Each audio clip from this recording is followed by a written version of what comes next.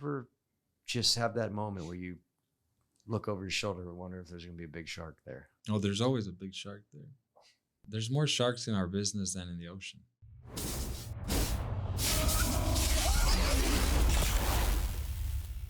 One path is a long, winding, unpaved, back-breaking, bumpy, miserable road to a place called success. The other road is straight, paved, smooth, comfortable, and that road ends up in a place called failure.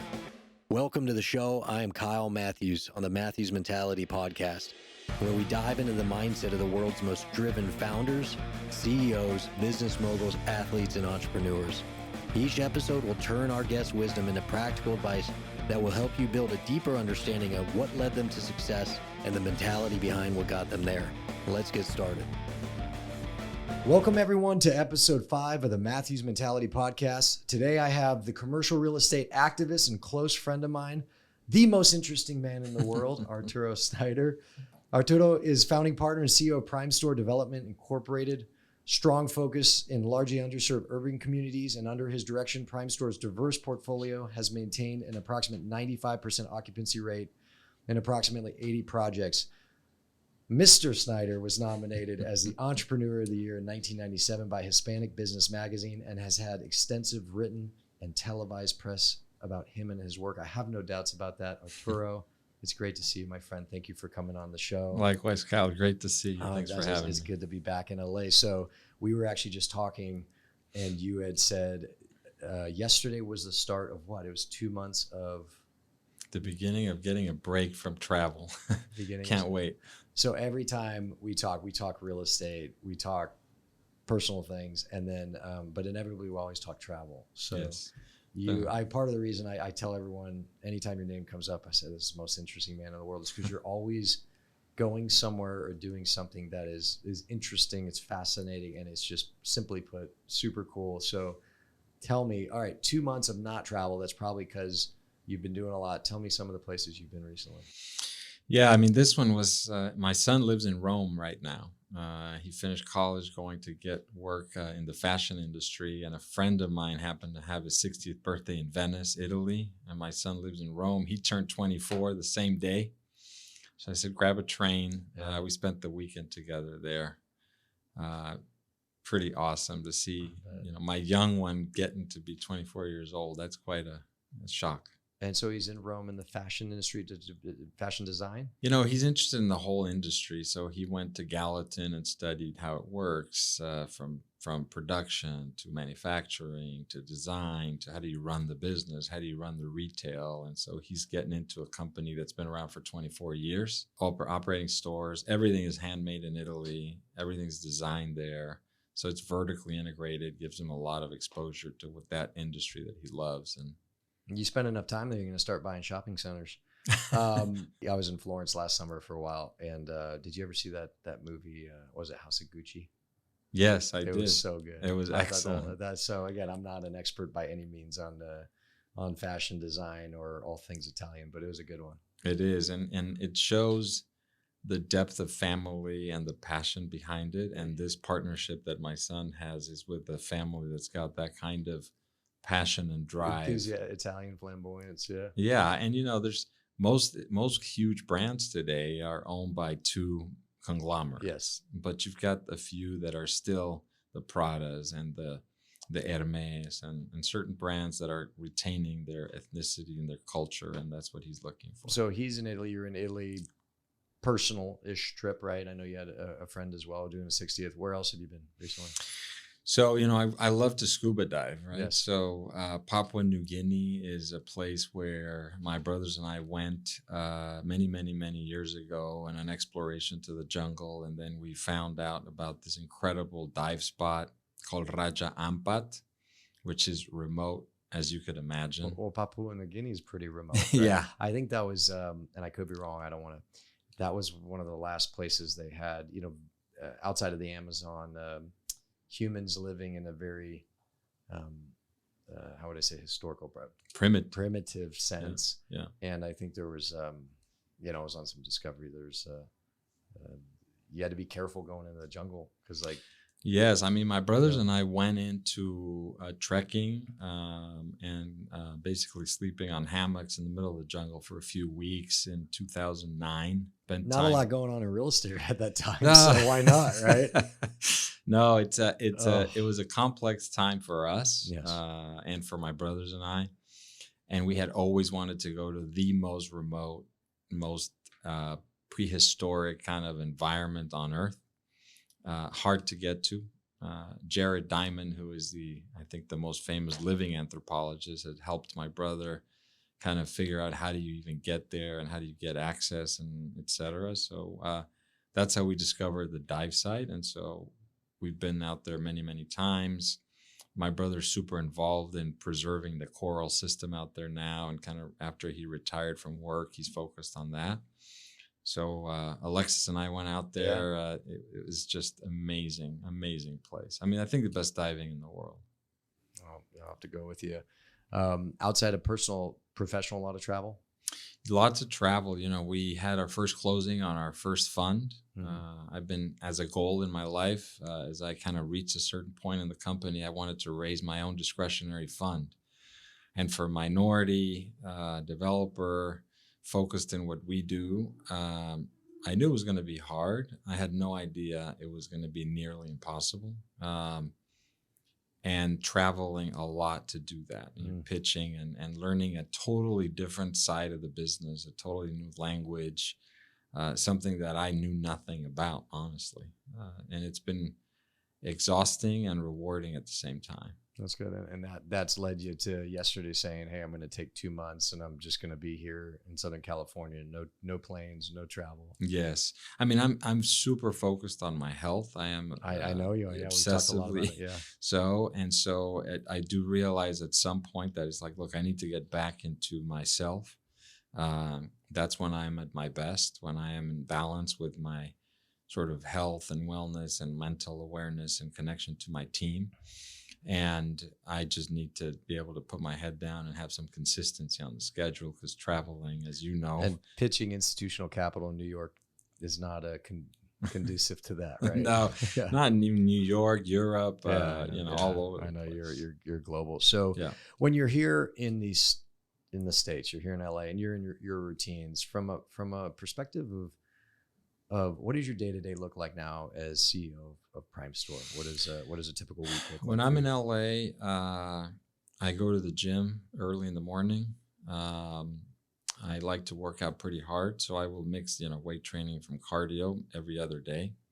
I usually get to the office first, and I have meetings with all the leadership team once a week, usually one-on-one, and then once a month with the entire leadership team.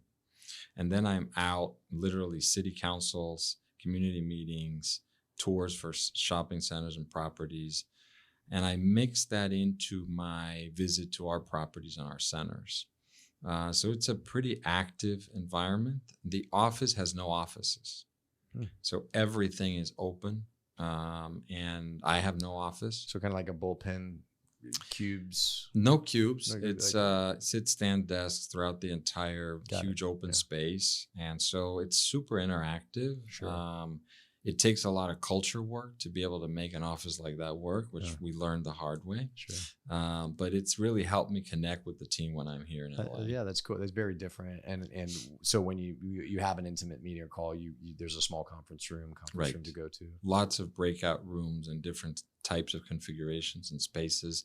And we've refined it to the Primestor culture, because we visited tons of offices where we sort of figured out, well, this didn't work for them for this reason. This won't work for us for that reason. And so it's a, and COVID changed some of that. Yes, it did. Over 80 assets today and more. I know you're adding by the day, but we were terrible sellers. I know.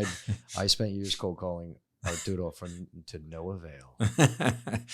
The reason I think is our projects in super dense communities, there's a tremendous effort that goes into entitling, assemblage. Usually there are multiple properties that are put together to assemble something. We have very limited competition to the rent roll. And so we don't really see the downside in any fortunately, knock on concrete, we haven't seen that happen yet. But Yes, we've got roughly about 60 some assets today. We have pre-development and development of about $1 billion right now between apartment. We're doing market rate and affordable. We're mixing it with some medical use, but obviously our anchor retail is still the heart of the business. Sure. And walk the audience through Primestor historically. What has been your focus? I know, but let's not assume they do it. They know. And then you touched on it, somewhat with density and mixed use, like how that how that's evolved over the years. I moved here from Mexico. Yeah, right? we're gonna talk about that. Yeah. So density took a different meaning for me when I moved up here, because in Mexico City, density is tenfold. Yes. Right.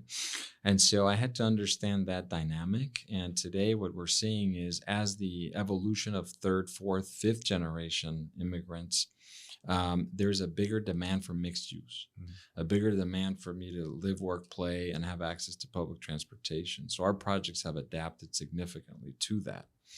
We created a housing division as a result of that over the last 3 years, led by Delilah Sotelo, who's an incredible residential developer. And it's a full in-house department. So we're learning how that integrates. But interestingly enough, mixed use in these communities actually works differently than I've seen in other communities. And that's something that I think we're creating, in some ways, product that has never been done.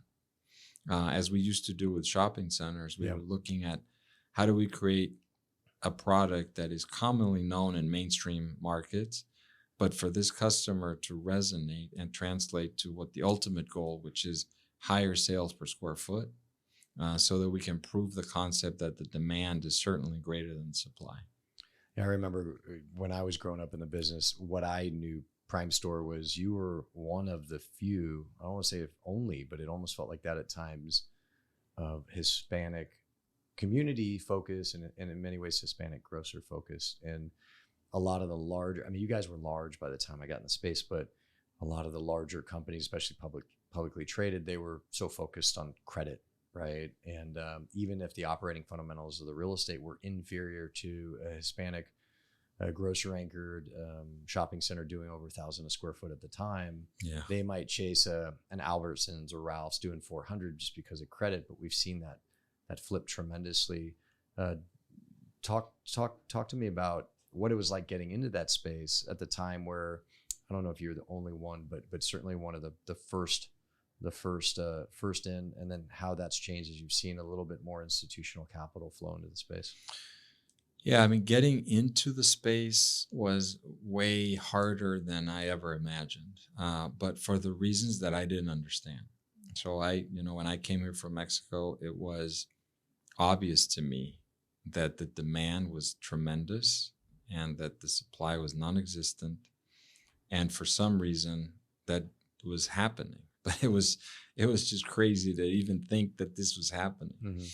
But then I realized, as I understood the history of these communities and the history that sort of developed that culture, why it wasn't happening. And the fact was simply there was no interest to be in communities that didn't have all the check the box kind of items, income, education, all these things. And I was the first idiot to kind of think, wait a minute, do you really need like a master's degree to buy diapers? Because this family has 5 kids. Yeah. They're working 3 jobs.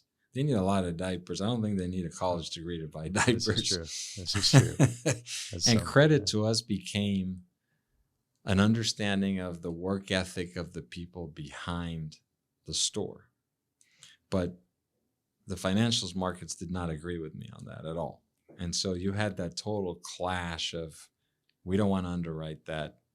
We understand what you're saying, but did you find it difficult to source capital in whether it was on the investment LP side or even just on the asset level debt construction lending? Was it just, it was hard to find? Extremely. Yeah. Extremely hard. First of all, pre-internet, pre-anything, Thomas Guide, census tract book comes out, you're kind of figuring out. And I didn't realize what the tenant's language was until we had to then pitch to ourselves and say, okay, how would you believe in this demographic if you don't know it, if you have no data about it, and nothing is out there that makes any sense? So we started creating our own pitch, basically, on why this demographic is where you need to be. And we rewrote all that. And then I started traveling across the United States, any meeting that would take me, any tenant that would take me, any lender that would talk to me. I would say, I don't understand. Fastest growing demographic in the United States, largest Spanish-speaking economy on earth, in dollars, no political risk from a national crazy dictator or anything going on. Yeah. Why are you not in this market? And I realized that if you talk to the real estate department, you were going to get nowhere, because real estate committees and volume projection is based upon filling, sort of, give me 100 stores, here's the criteria. Well, we met one criteria, maybe two, but it was no deal maker would fall on their sword for one deal. So we had to build direct relationships with CEOs and COOs in order to convince them that this wasn't about a store, it was about a strategy. And that took a decade. That took a decade of rejection, but for little deal here, tiny deal there, eventually until we turned the corner. A long time for proof of concept. Yeah. So you said getting into the space. If you don't mind, I want to take it further back. Like you had mentioned coming here from Mexico. Like talk to me about your childhood there. Mm-hmm. What was it like as a kid? If whatever you're willing to dive into family, and then I want to ask about the decision that you ultimately made to come to the States, why, and what that process was like. Yeah, I mean, Mexico City, when I was born and raised, was paradise. Literally pristine, organized, clean, beautiful, culture, walkable. 70s-ish? Yeah, early 70s. Yeah. Just amazing. And I would travel occasionally to other parts of the world with my father, who was a plastic manufacturer. And I would say, oh, this is beautiful, just like Mexico, right? Unfortunately, in 1982, after the Colombian sort of government took over the narcotics business with help from the U.S., and they moved that business up to Mexico. Elected a president that somehow later we found out was involved somehow in all of it. And everything in Mexico changed. I grew up in a city that had no graffiti, no drugs, no gangs. The first time I saw a gang member was in LA. The first time I saw graffiti in my city was in LA. And so all of that instability, I'm the youngest of three brothers. My oldest brother was already living in LA in the garment business, which is where he'd spent his entire professional career. My brother in the middle is a film director, and so he was obviously 1 foot in the U.S., 1 foot in Mexico. And as the youngest person in the family, they were like, listen, you don't still have a career. I was a teenager. I was super interested in working in the restaurant business. And my father was an investor in a couple of restaurants in Mexico. Mm-hmm. I've always loved to cook, and I still do. And I said, well, just go to the U.S. with your brother and see what it's like. And if you find there, great. I knew my father's mentality was, God willing, he stays there because things are getting really bad in Mexico. Got it. So did your dad ever have that conversation with you, like implicitly, or was it you just knew he was kind of hoping to see you? Well, so my brothers and I have this expression that in Spanish is tu papá, your father, as opposed to our. Yeah. Particularly because I am 7.5 years younger than the middle one. And our family dynamic changed 180 degrees between my middle brother and me. So my dad was a very powerful, big guy, very athletic, charismatic, very successful at a very young age, started his own business at 19. But he got MS. And it was brutal on him. So by the time I was 8, 9, he was almost incapacitated. So a very different father to you than to them because of the disease? Actually, it became in the way I felt it, whether this is how it is in real life or not, but what shaped my decision making was he was this big, powerful guy to them, a real father figure. For me, it was I took care of him. Got it. And so we did have that conversation that you were asking about. He did explain to me that he was concerned about the future of Mexico. He explained that he wasn't going to be able to work in his businesses and that those businesses had to be sold at some point. My two brothers were not in those businesses. So it's like, look, go find something and do it. And growing up in Mexico, going to college, university itself is not something that, or, especially then, that is a foregone conclusion. It's not the holy grail. It's not the end all and be all. In fact, in my high school, the joke was, well, if you want to take another 4 years of being a lazy, just go to college, Yeah. But when you're ready to get to work, that's probably still true in the States. It's just branded differently. Yeah, maybe. Depending on your major. Yeah. So I came here with that. I went to work in a Mexican restaurant as a cook. My brother had invested. He had about, 9-10% of it in the restaurant. I love to cook. I went in to cook in the restaurant. How does it work? Or how did it work for you at the time? And maybe how that's changed over the years. Like, you're in Mexico, you want to go to the U.S. I assume you don't just get to go. What's the process for immigration? Yeah, green cards at the time were a lot easier. I don't know how long it took, but it was something that we were able to get done. And I got a green card and I started working here at 17. And if you were 17 today, it would not work like that. Correct. Yeah. Correct.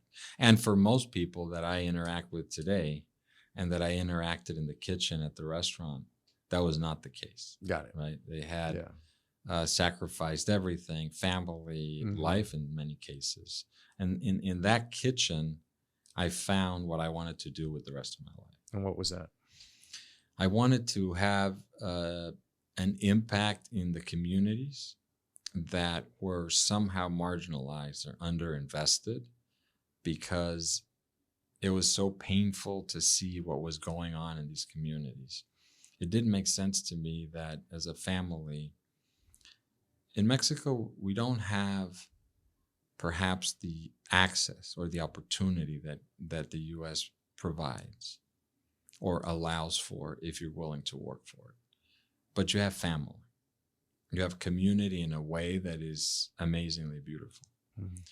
Then when you sacrifice everything to come to the U.S. and you're a couple or maybe a single parent, your kids don't speak English. You don't speak English.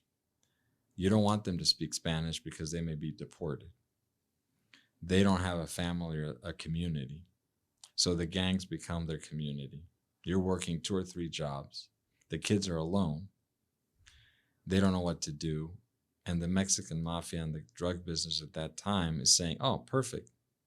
Now you're 13, 14, 15 years old, and you make 10 times more money than your mother and father working like day and night. Yeah. Until your brother gets killed or your sister gets killed. And the families are helpless to what to do. In the late 80s, that was the reality of almost everyone I had as a colleague in the kitchen. And their stories. And when I went to their South LA, Huntington Park, East LA apartments or whatever community meeting I ended up going to or church group that I visited, those were the stories of every day. So you're in this kitchen, you have this moment or this, you discover what you want to do with your life. How did that translate into approaching it from, these are my words, but a real estate perspective? Like how did this desire to help underserved communities get to a point where you said, oh, I think I can do that through real estate? Yeah, great. So at that time, I met who eventually would become my wife. Her father owned a few properties all over Southern California. Mm-hmm. And there was a property management business. And he had small buildings here and there. And when I would visit those neighborhoods with Juan, my father-in-law at the time, they were about half of them were in those neighborhoods, and I would understand them to be, why are they in this condition? Why are we not, why are you not investing, or why is there? And he is an immigrant from Argentina. He had the same issues, which is, look, there's no credit, there's no access. I'm scraping by. He came here with nothing to become very successful. I've got what I've got, and I'm just making it as best as I can. So I started digging deep into why those communities had a different reality than others by going to church meetings. And then I sat at city council in Huntington Park I was about 19 years old, I think. And I'm the only person in the council chambers. And I had understood approximately at that time that about 70% of the population was Latino. There were 5 elderly white council members there. And I was the only person. And the meeting was going to get started, and they're looking at me and they're like, "Can we help you?" And I'm like, "Well, it's in a public meeting. I'm just sitting here." "Well, do you need anything?" "No, I'm just here to listen." "Okay." And the city attorney's like, "We should get started with the meeting." Yeah. And eventually they went through the whole business, and they decided everything for the community. And of course, no one was there. And everything in the streets felt like a powder keg. There was violence. Just tension. Oh, tremendous. The Latino gangs, the Black gangs, the community, the stress of these neighborhoods. And then Rodney King happened in 1992. Yeah.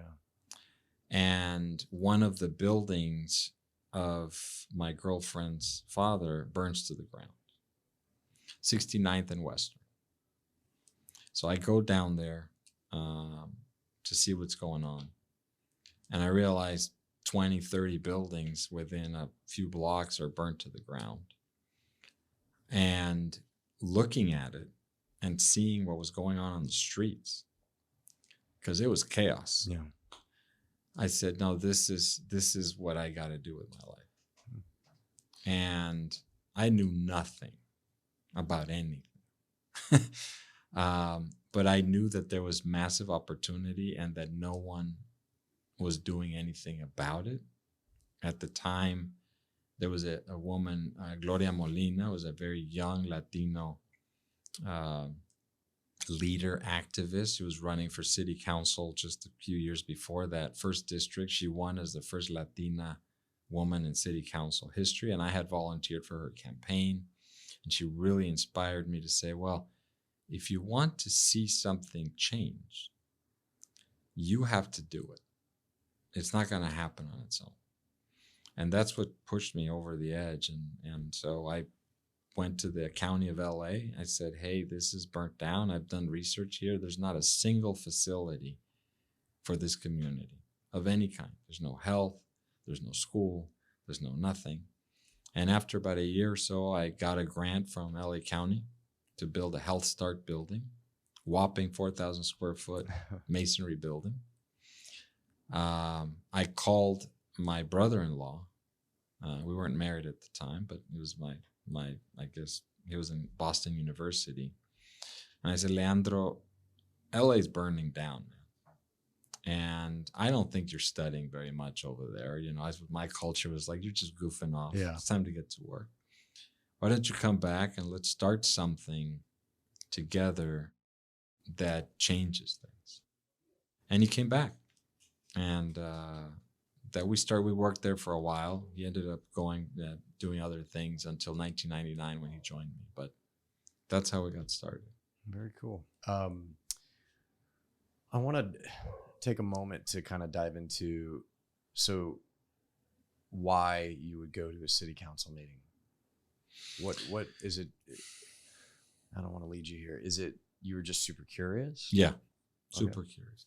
I went to you're church groups. Enthusiastic that you actually had an opportunity to be involved in the government, and maybe in Mexico that was less of a thing.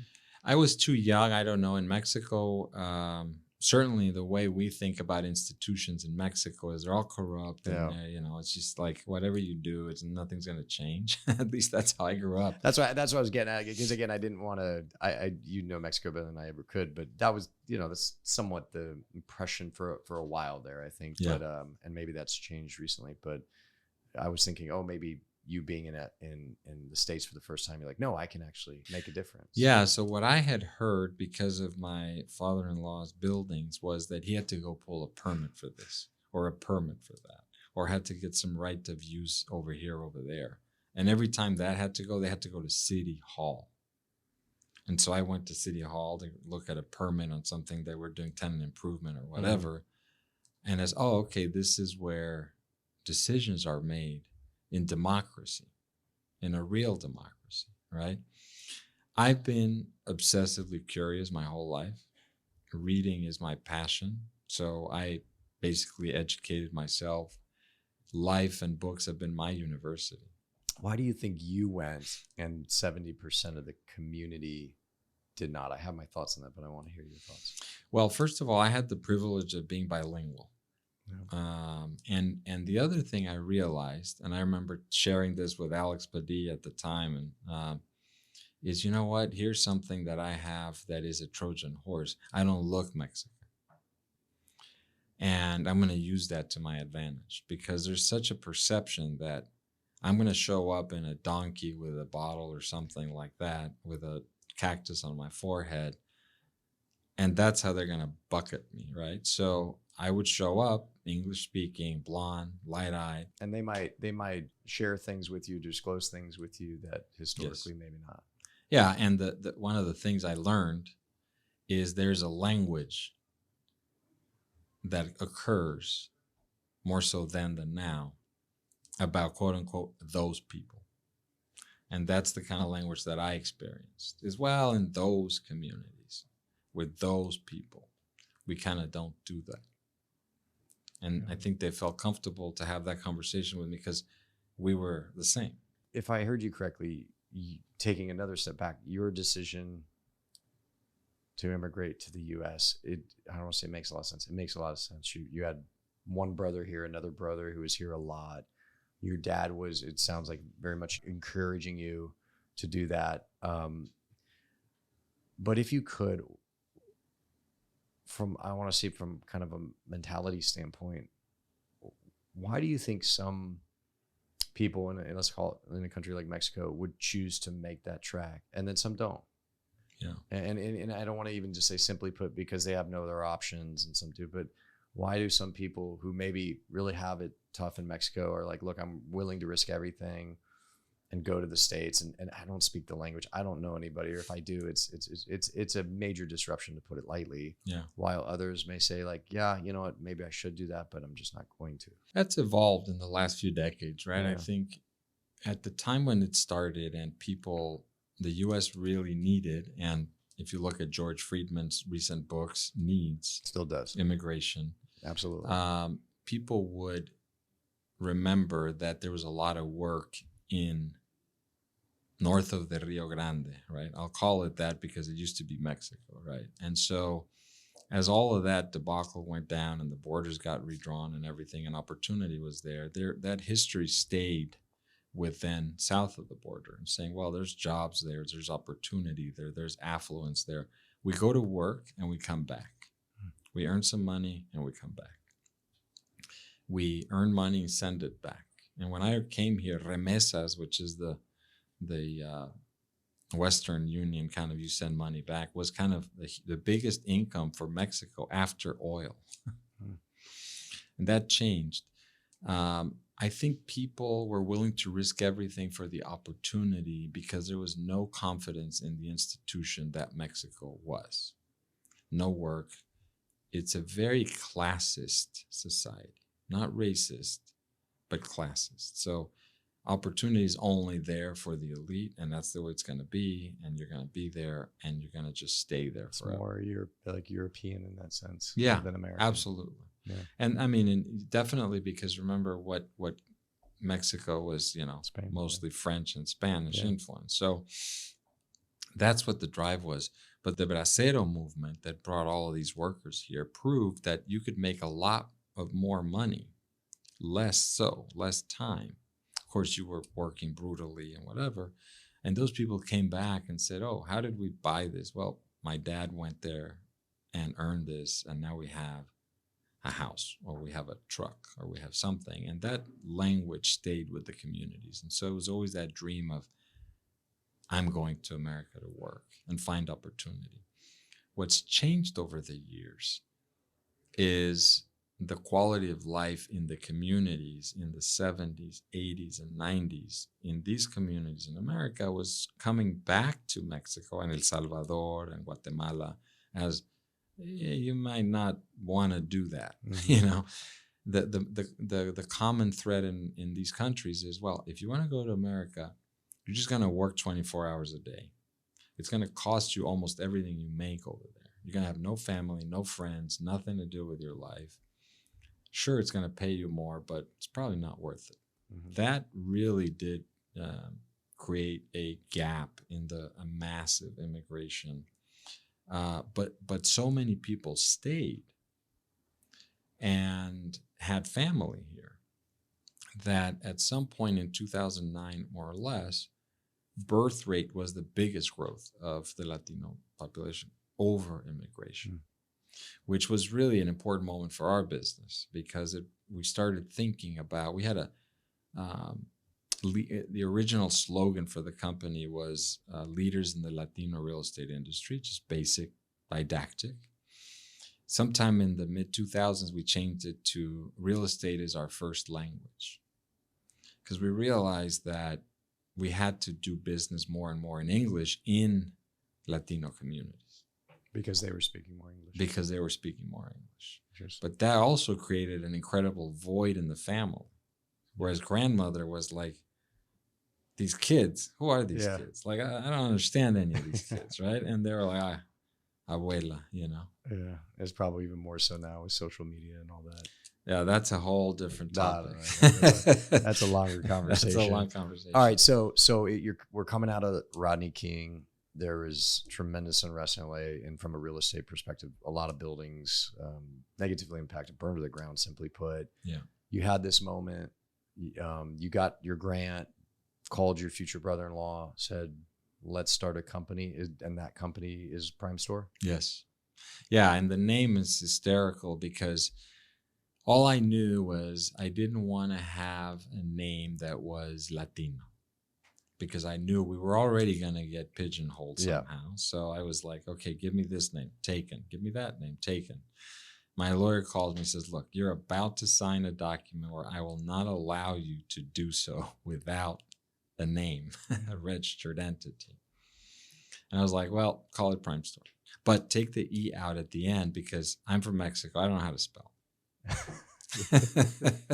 So that's how the name came about. That's how the name came about. And it meaning prime stores, prime locations. Yeah. But the joke always is it's without the E at the end, right? And I'm like, yeah, the last E. Right. And that's kind of how it just stuck. And today that's just it is the joke at the office as well. That's good. I never knew that. So talk to me about those first couple of years building a business. Like I want to hear the story about the business itself and what it focused on and maybe some major milestones, but I want to start actually with what your life looked like at the time. Like you're, again, day to day, you're the grind, right? But yeah. What were your days like? I grew up doing martial arts. So my whole life was, my dad's original message to me was, you're the youngest of three boys. You got to learn how to take care of yourself. Yeah. My brothers were always good to me, but Mexico City was tough. So I had that in my life for almost all my life. And so I had that discipline to do that irrespective of whatever was in my life. Early in the morning, go train, do that. Then I would actually be at the restaurant and doing real estate. I would say 20 hours a day was a normal day. It was great. The energy was incredible. I was full steam ahead. I felt like I had found a balance, of course, working exhaustively. I was going to say, don't confuse that with work-life balance, right? Yeah, I don't know what that is, by the way. You know, that's something I get.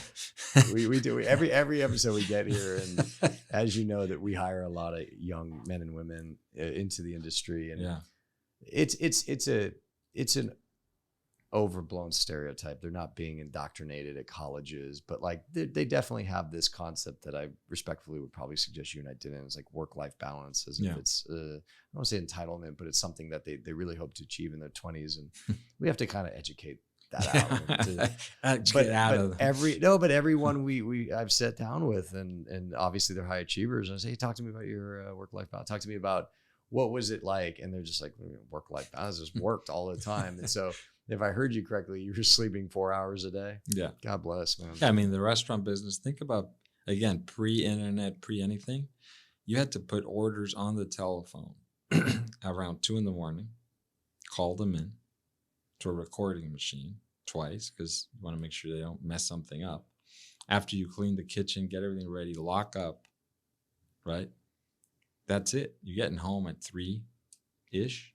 And then you were waking up early to train. And then shower and get to work, the restaurant and the real estate off, you know. And at some point that became unmanageable, thank God, because the real estate started making sense and taking off. But I won't say something about life-work balance because maybe the way it's framed is incorrect, right? Balance to me is an internal thing, not an external thing. You know, you can see and be confused maybe today with social media that people post their best picture of the decade and that's their life. Filtered multiple times. Yeah, exactly. Posed multiple times. Posted and who knows what else. But life-work balance is something that you find within yourself as you love what you do. It's rewarding in everything that it encompasses. What fills you up inside, what provides for your family. Yeah, provides you fulfillment and satisfaction. That's the balance that I find I search for every day, and I try to find that balance. Not in, today I'm doing this and tomorrow I'm doing that. You know, that's where I've found balance, and I would say I've had it in my life that way, on and off most of the time. There's obviously been, ups and downs for sure. But so my days were like that. It was pretty intense. Everything was manual at the time, so I would drive, take all my notes, go to the planning counter, the building safety department, fill out applications 52 times because I didn't know what the hell I was doing. They were wrong. Inspections, permits, entitlements, everything. I did everything myself. Rent collections, bank reconciliations, whatever it took. Take bank checks to the bank, walking, right? So I did everything. Write letters, learn how to write letters. I never went to college, so I was like, okay, I read a book about how you write the letter and how do you format it correctly. Figured it out. Yeah, figure it out. And what did the real estate projects look like at the time when you were getting going? Yeah, so we thought, oh, great, this is a development business. It's great. We built the 4,000 square foot masonry building in South LA, and then nothing, right? So it was, okay, that was a fluke. It felt amazing, but I can't repeat it because there's no money, there's no lenders, there's no tenants, nothing. So we basically started buying tiny little buildings, brick buildings, at a time when you had to do reinforcement. Like storefront? Yeah, storefront, 4,000, 5,000 square feet. Are we talking South LA, Hollywood, where are we? So mostly South LA, Koreatown, and East LA. Yeah, and a lot of the brickers, they were underparked. Right. Zero parking. Yeah. And no storefronts. They've been broken. No storefronts or very, very small frontage deep. Yes. Which for retail is a challenge. Exactly. But our goal at the time was, hey, if I can change the windows and I can paint the building, I'm the best damn thing in the neighborhood. And I'm going to rent it only to the local businesses. That was the business plan, right? I'm going to give opportunity to the shoe repair guy, the flower lady, right? Of course, that had a very limited potential because they were small deals and there was no credit, to your earlier point, so no bank would give you any money. Yeah. The only way we got a bank, and it was an Asian bank, I want to say it was either Hanmi or California Center Bank, or one of those. East West, maybe. Yeah. One of the early ones that said, what I did is I went down to the garment district at the time and followed the money. Right, all the customers for these jobbers were Latinos buying cash, and the tenant, who was Korean, would take the cash over to the bank and deposit it. So I went to that bank and I said, "You see where all the cash is coming from? That's my tenant. That's my customer." And so, "Well, we understand your customer, so 50% loan to value." And we scrambled between friends and family, anyone we could know, put money together, and bought a whopping $180,000 or $200,000 building.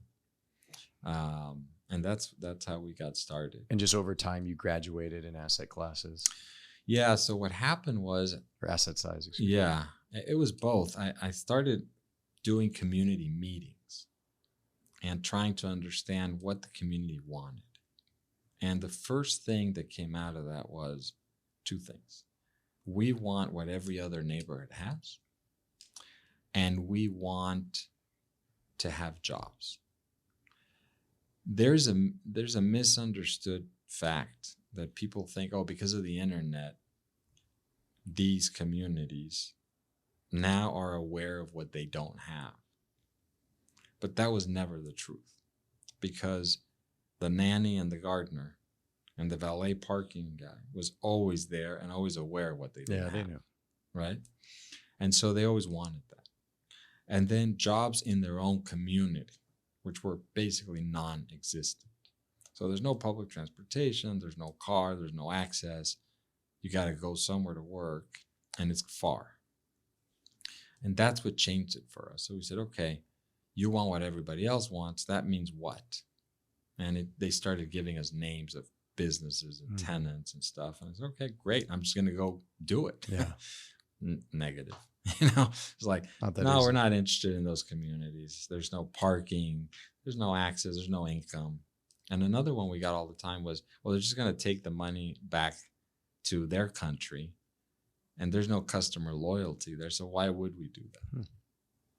So that was about 10 years of rejection. So we kept doing these small little deals and financing this small little thing, small little deal there, until we basically turned the corner and we were able to land our first credit tenant, Subway sandwiches. Let's go. It's fantastic. We won the lottery with that. And then it went into like a Burger King and whatever. And that's when I understood that I had to learn the financial markets language on my own as well, from the financial markets themselves, and really package my deals to say, okay, what is it that you're rejecting from me? I had figured out what the tenants wanted, but not what the lenders wanted. And eventually you did. We did, yeah. I reached out to a couple of guys that had started their company, Buchanan Street Partners. Sure, yeah. Bob and Tim and Jim. I said, I've got 3 great deals. I'm going to leave a ton of money on the table. They're already done. I've got the tenant. I need the money. But really, what I want to do is I want to learn everything that you want to know. And I want to read the contracts, the documents inside out, so that I can learn what it is that you look for. And we did. We left a ton of money on the table. Everybody made a good return, and we learned a lot. You talked about a big win, getting Subway. What were some of the other big wins around that time?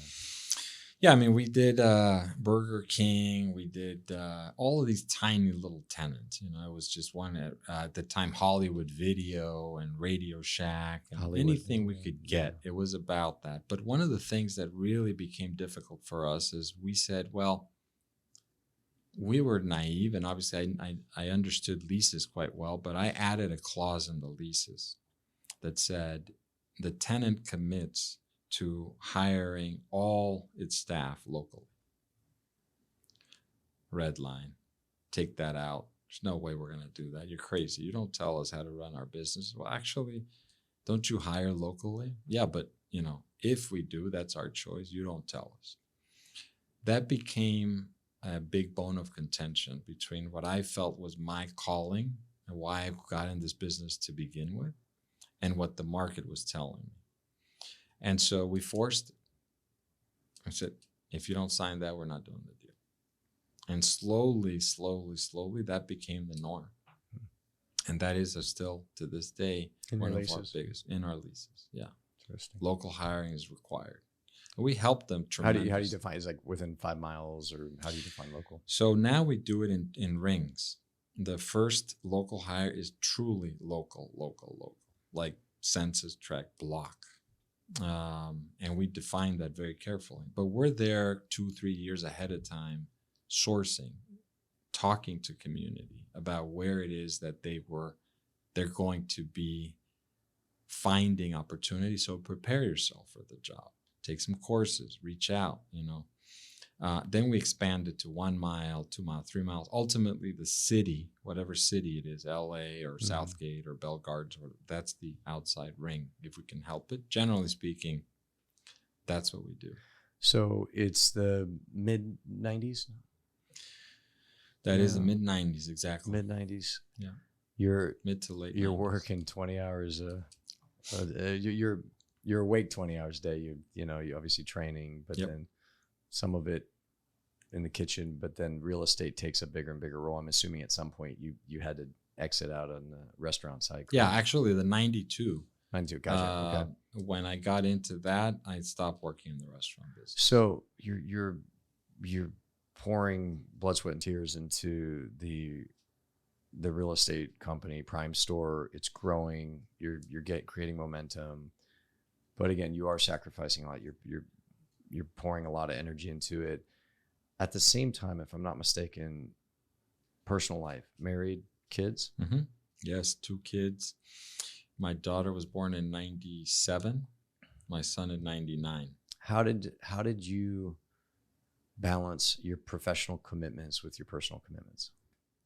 It's interesting. When I grew up in Mexico, if I had any activity or not, my parents had no clue. Yeah. Is it culturally it was different, or was that unique to your family? No, that was cultural. It was like you do what you do, and you come home. You're like, "Hey, mom, I hit a home run." Yeah, that's a nice, sweet. I didn't even know you played baseball. Right? Or like, why is the kid missing an arm? Yeah. That's how it went. But here, the culture was such an amazing opportunity to really be engaged in your kids' lives, and I connected deeply with that. So I kept my 20-hour days. I would either drive the kids to school every day. I would take them. I would then go to the office. I would not be home when they got home, but when I got back, I would help them with homework or whatever. My daughter got into horseback riding and jumping, and I grew up riding, so I would take her. And my son was a soccer and a gymnast, and I was there at everything. And when they went to sleep, I went back to work.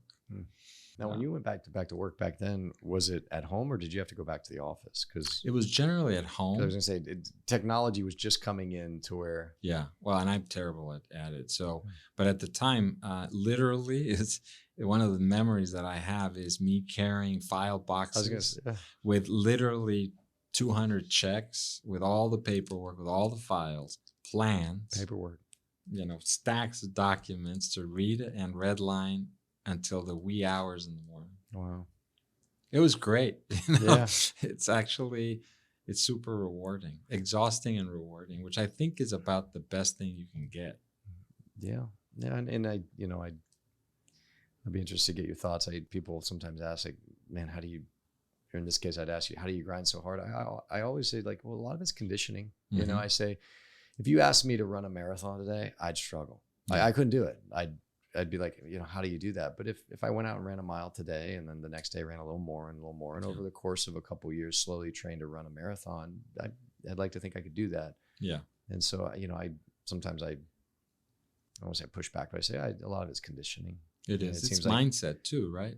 Well, yeah, mindset. I was going to say, from a conditioning standpoint, you've been conditioning since, you're young with the discipline of martial arts, and then coming to the States and working those long hours. But it's mindset. It has to be something that you desperately want. You almost to a point you need, where, because if you're working that hard, or you're pouring that much in, or working those long hours, and you don't really know your why, it's not going to last. Yeah. Yeah. I mean, that's a huge topic, know your why. As I mentioned, I'm a fanatic reader, so I read every day practically. Everything from business books to biographies to novels, constantly switching it around and finding new topics. And I think that in my life, I'm comfortable with the fact that the purpose of life is to give love and to live. There's nothing more to it when you really, really wire it down to what it is. That is my purpose.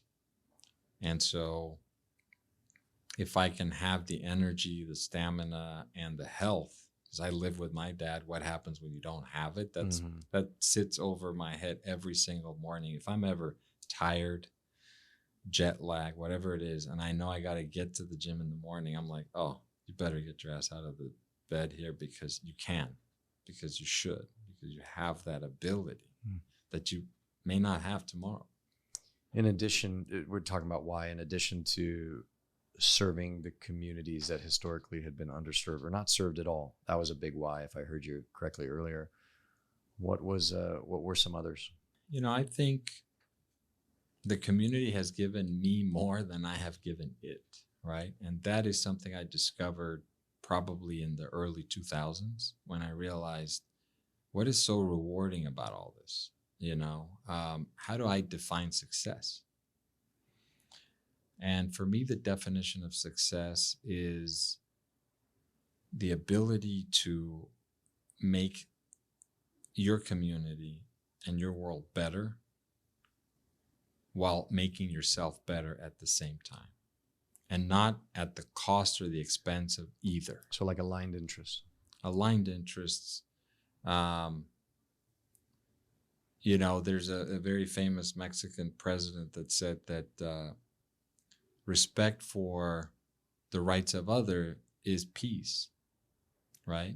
That's a translation from what it says. And I think that I try to live with that every day, that everybody's got the right to an opportunity, not anything after that, but an opportunity being created. And that's what gave me my why. That's what gave me my purpose.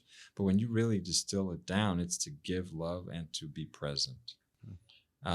I zero that down to the why of everything.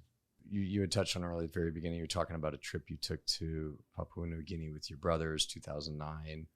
We don't need to spend too much time, but you were in real estate during the GFC, during the Great Financial Crisis. How was that as the CEO of Primestor? Did it create tremendous challenge, or given the communities you were investing in, you might have been a little more insulated to that than the traditional real estate operator? Yeah, we went on that trip. My father died that year. And so my brothers and I said, if we're ever going to do it, let's do it now. Let's do it in his honor. Let's kind of take this moment. He was always big on finding a sense of purpose and being present in life, an explorer. He was an adventurer always. He instilled that in us. And the global financial crisis came in, and I was already used to previous recessions where, and this is why I had chosen to raise a fund, because what happens is the crisis dictates mainstream financial markets in a way where capital, quote unquote, flight to quality is another expression that is used. Yes, I've heard it. While we have 30 years of growth in our communities, we have 30, 40 years of the imbalance of supply and demand still. But the capital markets leave us at the perfect time when they should be doubling down, when prices come down, when the government puts more support for infrastructure, when there's going to be better pricing in the construction side of things. Exactly when you can get your best returns and your best market opportunities, that's when capital says, well, we're going to flight to quality. And that's why our model has always grown slower than others. It's because the capital markets is our biggest obstacle. Today, tenants are not our obstacle. The sales are off the charts. Occupancy, we're at 98% today and growing. But it is the capital market. So 2009 was challenging, as every other recession had been challenging for me. It was just a Tuesday, basically, and I dealt with it that way. In fact, we built one of our biggest projects, Asalia in Southgate. Mm-hmm.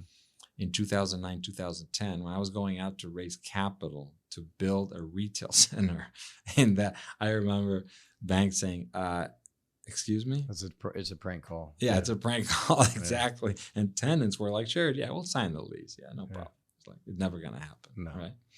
And that center is off the chart successful. So it was a challenging time, but it is actually as challenging as now. You know, we're going into this economic cycle and whatever. To me, it feels just exactly like whatever I experienced before. I was going to ask, what are you seeing today? What are the challenges facing you? But also, what do you see is happening, and then how do we get out of this thing?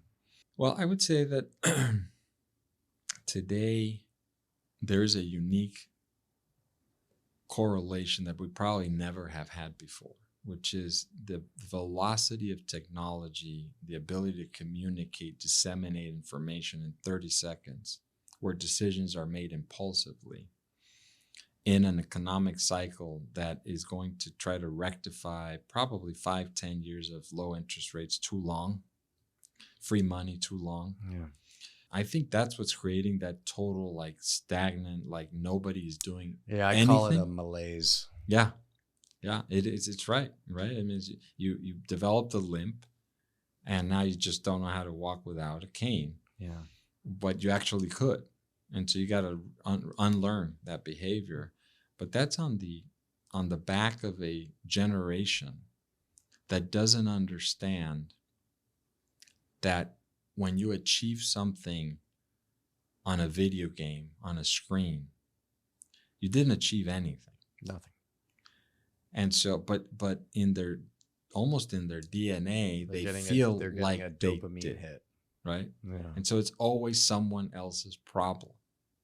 Oh, the government is a nightmare. I hate the government. Oh, the government's useless. Oh, this. It's always someone else's problem. Or like victim mentality. Yeah, completely. As opposed to, I am the agent of change. I need to be involved. I need to be. I have agency over my life. Exactly. And more. I have agency over my choices, which could impact community, et cetera. So I do think that we're in a protracted, low return, low volume, higher interest rates. I mean, interest rates are probably where they should be. Yeah. Right? At the company, by the way, we've always underwritten development deals at a 7% cost of capital on debt side. If we were able to borrow at 2, great. If we were borrowing at 6, it's fine. But 7 has been our constant. So I think it's going to be a long, painful, not deep, but long pause. Yeah, the malaise. Yeah. That's the best way. Yeah, we're seeing on the, just on the transaction side, just cost of capital has gone up so much. The buyers just, I'm not here to defend them, but they can't underwrite to what they were previously. And then sellers, price motivated sellers are out right away. And then the other side, it takes a long time to come to reality that an asset, regardless what the asset, in this case, real estate, is worth less than it was a year ago, 2 years ago. Well, true. And also there was a little bit more discipline coming out of the GFC, right? So that people have more cash. The loan to value is probably reasonable. Yeah. So you say, well, if I'm going to take it in the short selling, I'm just going to pay down my loan if I can. I'm going to take less cash flow if I'm able to, but I'm not going to. Yeah, and what we're seeing is on the operating fundamentals outside of office, I think has some material problems. Yeah. And some multifamily in certain markets, but retail, industrial, I mean, rents have gone up. Yeah. Sales have gone up. Vacancies are down. So then they're like, where's the distress? Why would I sell? Yeah, exactly. So that's a challenge from real estate that we're seeing. From a transaction side. From a transaction side. Yeah. From a transaction side. And the transactions are often a function of capital, whether it's asset level debt or cost of equity. Yeah. Whatever it is. Yeah. I mean, and that, as you know, I'm partners with Federal Realty and being in the investment committee there. I mean, that's advantage of being a superly highly respected public company and raising capital quickly and inexpensively. Well, especially with a salesman like Don Wood. Yeah, exactly. I mean, doesn't get better than Don. No, he's the best. He really is. How would you describe, kind of a general question, but very important one, how would you describe your mentality and your approach to, your profession, but really life in general? I would say relentless curiosity. I'm always curious to learn more, but at the same time relentless about what it's going to take to get something done. So I am very, very focused on if it isn't done today, but it makes sense, there's got to be a way to do it. We're going to explore and educate ourselves to understand the works of something. So it's a commitment to be humble and learn every day, but don't give up. I was going to say, you said knowledge and really learning. Yeah. And a lot of searching out more knowledge or searching out learning is having the humility that, hey, I don't know everything, or I don't know a lot of things. Yeah. And I think I've heard you say with humility comes learning, or something like that. Yeah, for sure. I mean, I used to get a lot of questions about, oh, well, what's the secret sauce of Primestor? I think that I have to be Mexican or I have to speak Spanish in order to do that. I said, the secret sauce of Primestor is humility. It's the self-awareness that we can always be better. Somebody else has a different perspective. It could be the right one for us. We should be always open and learning. And I think that's, I never learned anything really worth learning through success. Failure. I start believing my own bullshit, and I'm like, oh yeah, no.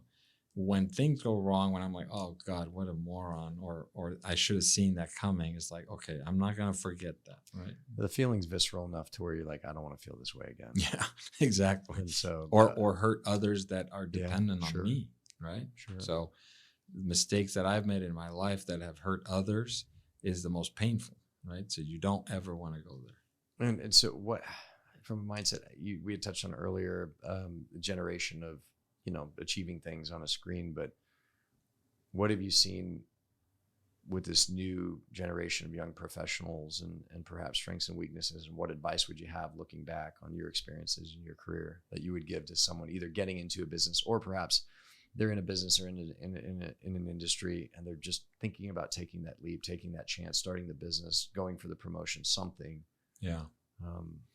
A couple questions there, but yeah, I mean, I do see a big disconnect in work ethic, and I mean, it's called real estate for a reason, right? That's one of the things I love about real estate. It's a real thing. Tangible. It is tangible. And so we've seen a lot of mistakes made by interns or young hires where they go at the technology to find the answer to something or do the research or whatever, and they literally miss the forest for the tree, right? Yeah. It's literally that shocking. So that, I think, would be one of my biggest things to say is, look, if you want to be in real estate, look at the first word and realize that no matter what happens on a screen, no matter what happens in your mind, whatever you feel your accomplishments are in the digital world, they're not real. And you got to get your shoe leather worn out. You got to get out there. You got to go to the property. Got to go to the property. Got to go to the tenants. Got to ask the questions. It's a human interaction business. And I don't see a lot of understanding of that. It's not so much that I would say, oh, they're lazy, because that's not the case. There's a confusion that technology has been developed over since the Industrial Revolution to make our lives easier, not to make us lazier, but to make us more efficient. Right. And today that's been lost, right? It's you see people texting people that are 3 desks away, and answering texts or emails in 30 seconds with no thought to them, right? So there's that confusion about what the mind, the effort, and the heart is the biggest thing you bring to anything you do. Not your skill set is how quickly you can type something that is just nonsensical. Yeah. How much thought did you actually put into that? Yeah. Just because you can do something doesn't mean you should do something. Yeah. I mean, I have an issue with the term artificial intelligence. I think it's artificial, maybe knowledge, because at the end of the day, it's pulling together everything that we already have put in somewhere. I agree. Yeah. Right? So yeah, I think It's not that's creating something new. It's correct. just taking what we've created and very efficiently aggregating it. Yeah. Right. Yeah. It's a great tool It's awesome. as long as you're using your brain Creates first. efficiency. What how did you define success? Perhaps earlier in your career now, and really, how has your definition of success changed over the years? It's a great question. Because there's financial success, there's fulfillment, satisfaction. So Yeah. whatever it means to you. It changed a lot. Yeah. And I've made many mistakes in my life where being caught up in this crazy pace of life, I didn't have the self-awareness constantly in my life to be able to define success in what I wanted in life. And to me, that success was, am I always checking the box that we're improving community? And the definition of community is my family, my chosen family, and the community that I have an impact. And if I can check those constantly every day, that's my definition of success. Not one over the other, but all of them all the time. And that was always what I was hoping, but there were many times in that rat race where I would lose sight of one or the other. True. Saturdays and Sundays in community meetings or protests or activist activities where I wasn't with the family. Or the other way around, when I was like, oh, this is, we had a great success. We're going to take a trip with the family. And what about the community, right? Working too late, sometimes too long, too many trips. So it also, there's no substitute for experience. And the working smart over working hard is something that I personally did not understand or know how until probably the last 10 years or so, where I was like, okay, I understand now the efficiency of my time, the efficiency of what I dedicate to. And I have an unbelievable team at Primestor. So one of the things that built Primestor is hiring from the community, retaining long-term from the community, and they are so much better than me at their individual positions, all of them, that it makes the company, that much smarter, that much more efficient today than it ever was. Yeah. Interesting.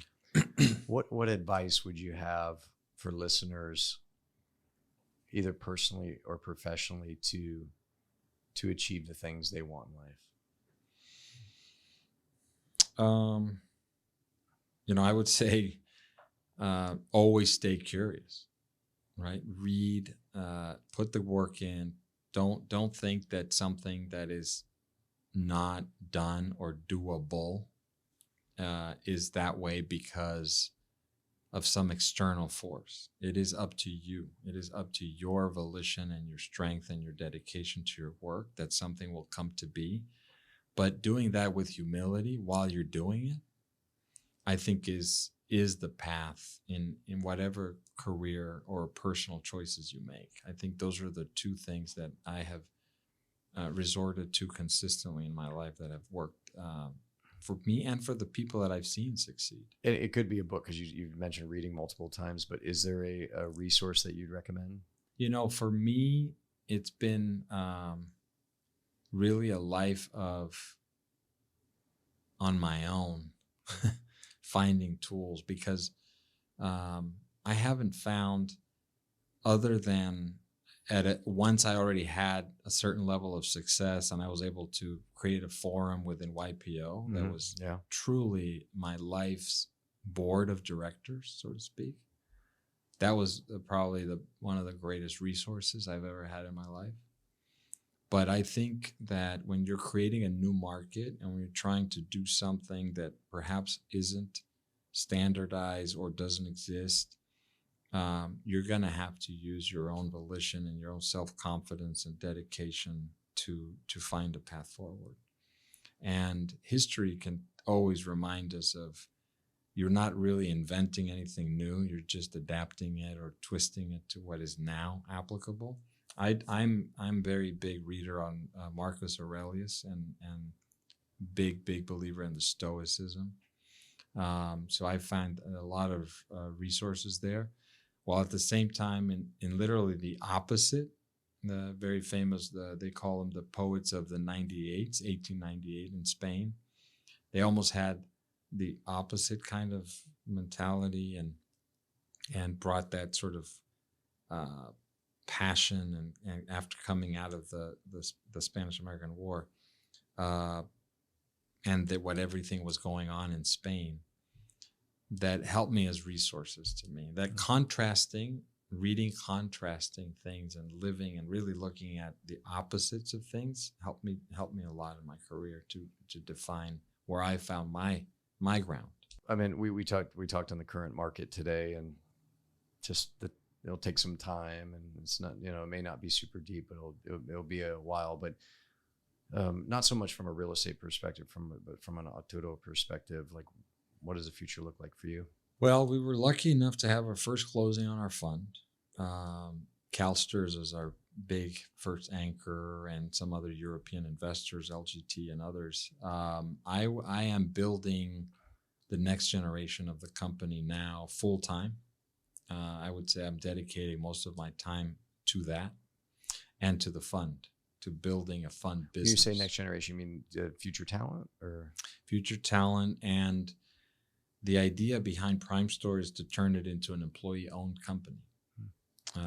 And so to me, because the majority of the team, if not all of it, comes from the communities that we've served, and many of them have been with us for 20 plus years.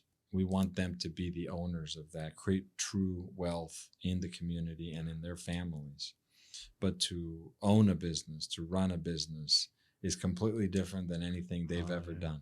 I know it. And so we're sitting together the last few years, and I've got several years ahead of me of the training of decision-making, of how do you have a democracy. At the same time, you have to have decision-making. A decision maker. Yeah, exactly. So I'm super excited about that transition, about that education, about that give-take, and also in establishing a fund business that can build on itself so that the company now has the financial wherewithal. We already have asset management, property management, leasing, acquisition, development, entitlement, all in-house. The only piece that I've always wanted to have is our own fund. And so we're well on our way to do that. And that's what I'm focused on. So professionally, still got some gas in the tank? Yes, absolutely. Yeah. No, personally?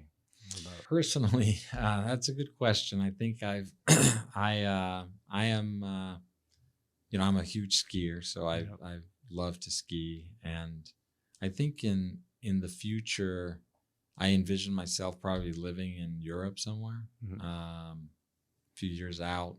I love to cook, so I always joke with Alexis, I'm going to open a Tacos El Güero out in some village in Italy and open whenever the hell I want. I was going to say Northern Italy, being close to your son. Yes.